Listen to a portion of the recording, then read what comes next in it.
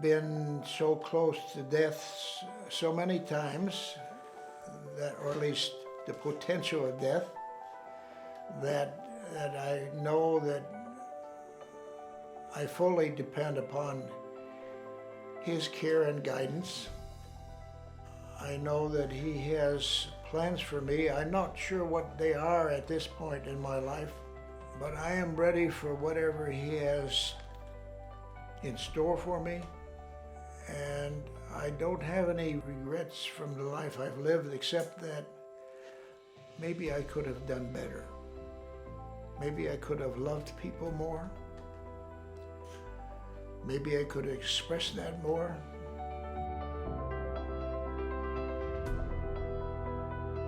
My dad was a salesman, and so his schedule was irregular. Some days he could take me to school or not. One day, he showed up at school, and I don't know why it was underneath the table with this female student, but he says, "What's happening here?" But that I remember, we had to have a discussion at home about that afterward. Nothing happening, it was just underneath the table, you know. Well, at least that's what I remember. We lived in a farming community. The parents were very supportive of everything that children did, and I was the oldest of 5 kids. And we learned to, one, take care of ourselves and take care of each other. And that gave me the confidence of being able to handle whatever came. I was always in Sunday school or church. I suppose whether I wanted to be there or not, but that's where we were. That's the way the family operated. I was in the lawn mowing business, and I would build a trailer that I could pull behind my bicycle with my lawnmower on it, and I would go down to the neighbor who wanted me to mow his yard. It might have been a couple miles away, but it didn't matter. That's where the work was. And so I learned how to deal with people and how to work hard and earn money. And then I learned how to save that money and use it. I knew that if I wanted something, that the best way to do it was either work hard and save up for it so you can purchase it outright, or somehow work for it some way to obtain what you wanted to get. And that has paid off the whole time. And that, if anything, that's what I'd like to pass on to the youngsters. Be honest. Work hard. Believe in the Lord. And He'll protect you, as He has my whole life. You have, and if you don't have money as a family, and you would like all these things, you have a tendency to go around and collect. Collect them, and not necessarily pay for them. So I helped myself to a few boards of it at night. I didn't want my parents to know about it, so I hid it up in the barn in the hay mow till I needed it. I knew where the wire was, and I got on my bicycle one day and helped myself to a roll of wire, and I regretted that ever since, and I have never been able to apologize and pay back either the lumber yard or the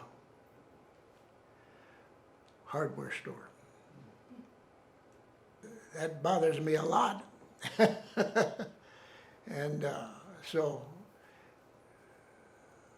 I guess that's a lesson learned, that if you do something improperly, that you're going to pay for it one way or another.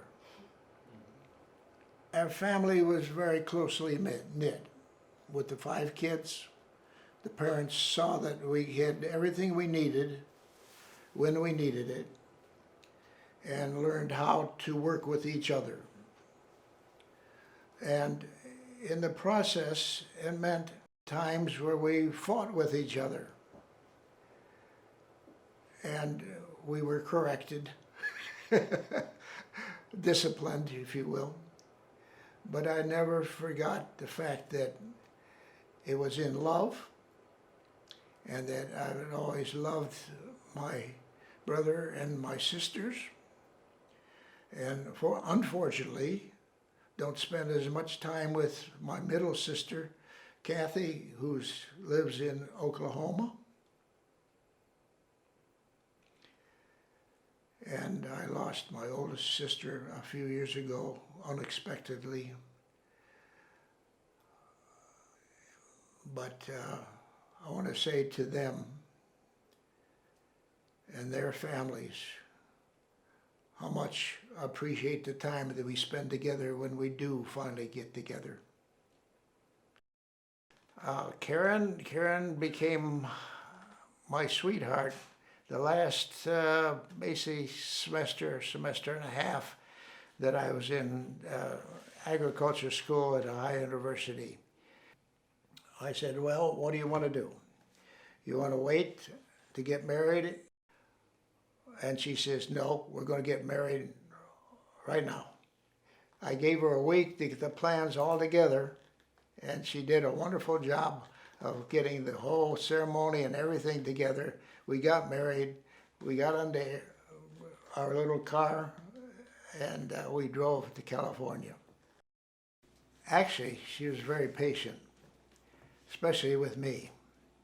It didn't mean that we didn't have some discussions, but yeah, she was patient with me. And what I liked about her was that together we got along quite well. We learned to do square dancing together. We learned to do ballroom dancing together. And when we were out socializing and the music would play, we would ask for a waltz or a polka. So, yeah, we enjoyed that a lot. But we had good times together. We traveled together. We cruised. Some of our best times were on the cruise, on the open water. And fortunately, we did cruise with the family, the whole family, a few months before she died.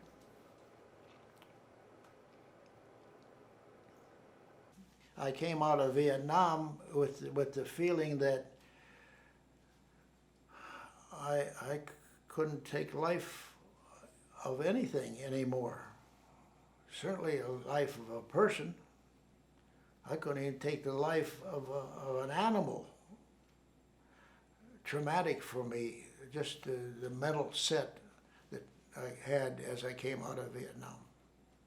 That was a long period of time between when I was in flight school and when we actually had the children. Brian was intelligent and he was hardworking. He ended up working for the Department of Transportation, state of New York. And that meant out of touch a lot.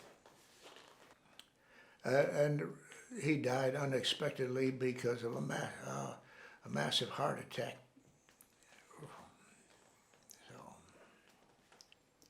So talking about Sue, I really enjoy being with Sue. And we had some really fun travel experiences together.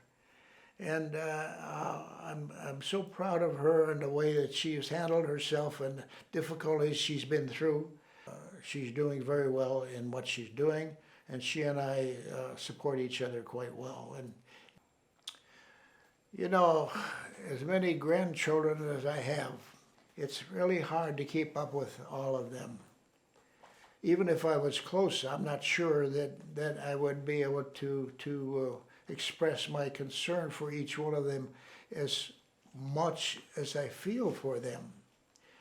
And So I apologize if you feel offended because I have not treated you as close as you would like to have been treated. And so I encourage you to think in terms of working hard with whatever you're working on and getting the most out of it, to enjoy as much of it as you can for whatever you're doing. I wish you the best. I've been blessed with being able to have a good life. I've been able to earn enough money to get the things that I want to have, to do with what I want to do. And that means that I have a lot of things because I don't also know how to get rid of things. So there's a lot of things that Sue would have to get rid of once I'm gone. And that's my concern for Sue. Because I think I'm ready. I'm ready to meet my Lord. I'm ready to meet Karen and Brian. I look forward to that.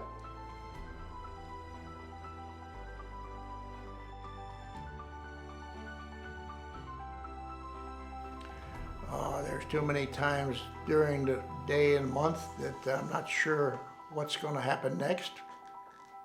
But it turns out to be that every time that I have relied on myself, that it didn't go as well as the time that I relied on what God was trying to tell me and get me to do.